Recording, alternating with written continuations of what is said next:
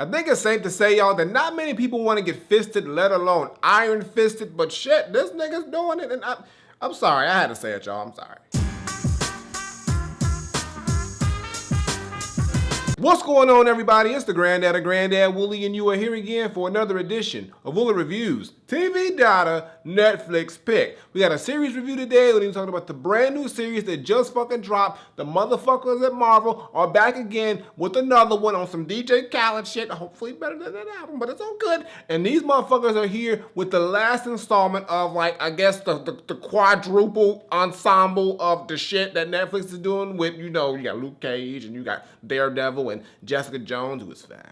And then now we here with the fourth and final motherfucker, and it's been a lot of hype, a lot of attention, so now let's see what's going on. Talking about the new series from Marvel entitled Marvel's Iron Fist. Now, for those who don't know, Iron Fist is a Marvel superhero character, classic legendary motherfucker, and this is the first time that Iron Fist has been in the Marvel Cinematic Universe, so we've been seeing him on screen of any sorts. So now let's see if Iron Fist lives up to the likes of Luke Cage and Daredevil and Jessica Jones shows, which are all really solid and really fucking good. Let's see if it rounds it out with a fourth and final one, and this is before they do the whole Defender shit where they all get together and like become squad up and they fuck some shit up. I don't know what they fucking up. I got an idea, but I really don't know. But now let's see right now if Iron Fist is quality enough to be with them motherfuckers. Let's talk about it. So the basic setup of the show is this. It centers around the character named Danny Rand, who is played by Finn Jones. And Danny Rand is the son of billionaire Wendell Rand, who owns Rand Enterprises, a fucking huge ass company that's making all kinds of paper. And what happens is, on a trip to the Himalayas, like rich motherfuckers go to the Himalayas just to go, it's some fucking crazy shit. On a trip to the Himalayas, their plane crashes and everybody on that motherfucking plane dies except for Danny. He is like fucking 10 years old at the time. He ends up lost in the Himalayan mountains in the coldest fucking cold of all goddamn time, and he ends up getting discovered by some monks from the legendary city of Kunlun that you can't find on Google Maps. Don't look for the shit. It's only a place that shows up every 15 years, and you get there, and when you get there, you stuck there for 15 years, goddammit. And that's what happened to fucking Danny Rand. He goes there, he gets taken in by the monks, and he ends up learning martial arts, and he ends up becoming the legendary weapon known as the Iron Fist, who is supposed to be guarding the gate to Kunlun so nobody can get in. But Danny was like, fuck that shit, nigga. 15 years up, I'm getting the fuck out of here. I'm going back home to figure out what the fuck happened. So this nigga leaves and goes back to New York to find out what happened with his parents, what the fuck went down, why the plane crashed, and just try to sort of get back to his normal regular life in some way, shape, or form. He ends up back in New York, and he goes back to the company that his father ran with his best friend named Harold Meacham, and he finds out that Harold Meacham's kids, Ward and Joy Meacham, are now running the company because pretty much everybody else fucking died. Like, it was just them, so they had no fucking choice. And fucking Danny shows up out of nowhere, and he has to convince every fucking body that he's Danny Rand, who everybody thought was fucking dead for 15 years, and also at the same time trying to figure out his new way as the Iron Fist, because he wasn't supposed to leave Kunlun, y'all. That nigga went AWOL, and like, some shit's gonna go down when he gets back there. He gotta go back eventually. He can't just fucking run from that shit. And as the Iron Fist, it is also Danny's sworn duty to kill and destroy members of the Hand. Now, those who don't know who the Hand is, if you watch the second season of Daredevil, Daredevil was fucking with the Hand, and the Hand is not to be fucked with because they are a powerful, crazy motherfucking group. They're kind of like the Illuminati in a way, but like with ninjas and shit, because they control everything, but they got fucking crazy ninja motherfuckers on top of that too to check you if you're really out of line. So that's what Danny's responsibility is to do, and training as the Iron Fist is to eventually protect Kunlun from the Hand and destroy any motherfucker associated with the Hand. And that's pretty much the basic setup and premise of the show. Now, here's the thing. Is the show fucking good?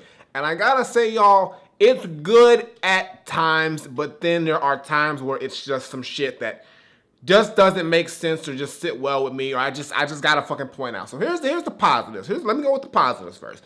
First thing is, I think that overall, the show is entertaining for the most part. Now, I mean, it keeps your attention. It really does guide along with some decent character development, and it really just does what it's supposed to do, and it tells the backstory of Danny Rand and the Iron Fist, and it really gives you what you need to do, and it does keep you locked in as the show goes on. Now, here's the thing about it. There are so many things that are going on in this show, it comes off kind of sloppy to me. First of all, with the characters. You got characters who are supposedly dead, but they're not really dead, but they come back, but they don't come back the way they're supposed to come back, or some shit happens, and on top of that, you have characters who seem to be one way, but they're really another way, or they start off one way, and then they end up becoming this way, and then they go back to being this way again, and then they just flip-flopping their motives and their thoughts and how they feel about things, and it's like you really can't even peg who's a fucking good person or who's a fucking bad person in this fucking show, because everybody here is fucking flip-flopping their ideals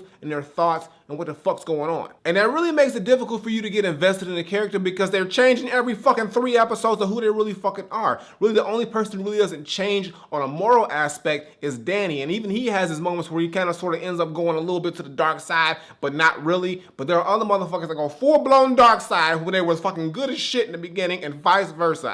It doesn't make any fucking sense. He also has a love interest in here who goes by the name of Colleen Wing, who's played by, I think, Jessica Hedwick or Hardwick, I don't know, something like that. Her name is Jessica something, but she's Asian chick. She cute as hell, and she a bad motherfucker. She fuck a nigga up too. But even her in here is really, it's good. They have a good little love story, but it's like they have this tension here that just took too long to fucking build up. And then when it happens and you sort of get a payoff, it kind of gets fucked up all along the way with some other shit that goes on. I'm not gonna try to spoil some shit, but it's like this whole flip-flop situation as well. And it goes along with all the other characters here. I'm not gonna give away too much, because like then you pretty much won't have any reason to watch it to see what I'm talking about. But just know all the characters in this fucking show are flip-floppy as hell when it comes to their motives and their thoughts, and it's kind of fucking annoying to me, because I want to be able to know, okay, this motherfucker's the bad motherfucker, that's who I'm supposed to hate. Wait, no, I'm not supposed to hate them? They're good now? Wait, then you was good first, and now you fucking shit up. What the fuck is happening in Iron Fist? I don't get this shit. And that's what happens through the whole fucking series to me. On top of that, it took a while for me to get into it as well. Like, the first 2 episodes were a little blah, meh, eh.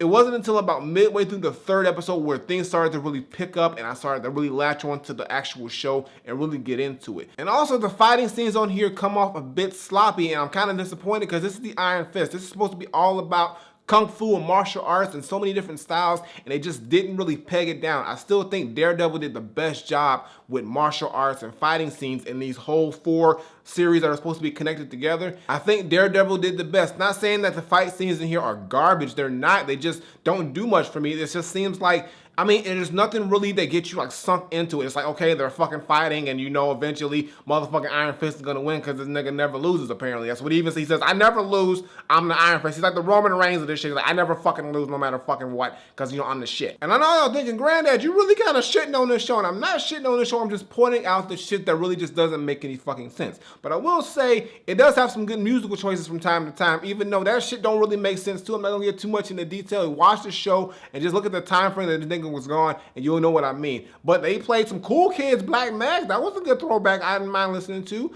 They also had some Outkast up in there. They even played some Anderson .Paak in there, which didn't make no sense as far as time scale wise, but he likes hip hop. We know that the Iron Fist is a hip hop head, so that's cool for that shit. But for the most part, I don't think this show really has anything on Luke Cage or anything on Daredevil, or not even Jessica Jones, which I thought was a cool show for what it was, but it was sort of a different sort of vibe. But Iron Fist has not that many strengths to it that I thought it should have.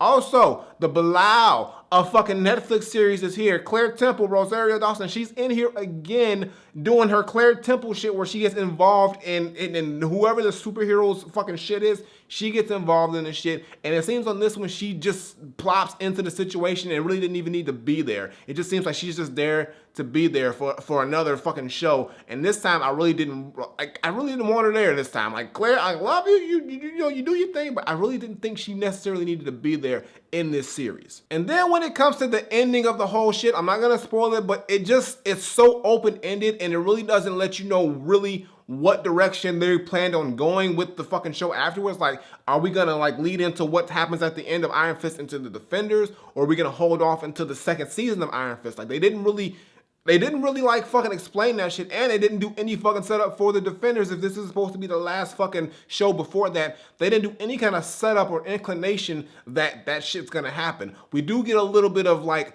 like linkage to Luke Cage because Claire's reading letters from Luke from prison because he got locked up at the end of Luke Cage. So you kind of see that, and then they do reference Daredevil from here and there, and I don't even think they reference Jessica Jones, but they do have the same lawyer who was in Jessica Jones. I think her name was Hogarth. Yeah, she's in there again. So there's little bits and pieces, but it wasn't enough for us to really say, okay, this is setting up for the Defenders, and this is going to be some good shit. It's just like, okay, the show's over, and this happened, and now we got to figure out what the fuck's going to happen, but where and when is it going to fucking happen? So my final verdict, I'm not saying that Marvel's Iron Fist is overall a okay show, but still lacks a lot of things that aren't as good as other shows in its lineage, like Daredevil and Luke Cage. All I'm saying is that the show is passable. It gets by. There are things about it that are good. I mean, it's entertaining for the most part. It's a slow start, but you can watch the shit and get through it. And there are moments where I really did enjoy it. But at the same fucking time, like I said, the fight scenes on here are kind of sloppy. The character development, though it is solid, they just flip-flop too fucking much with their moods and their intentions and motives that you really just get lost in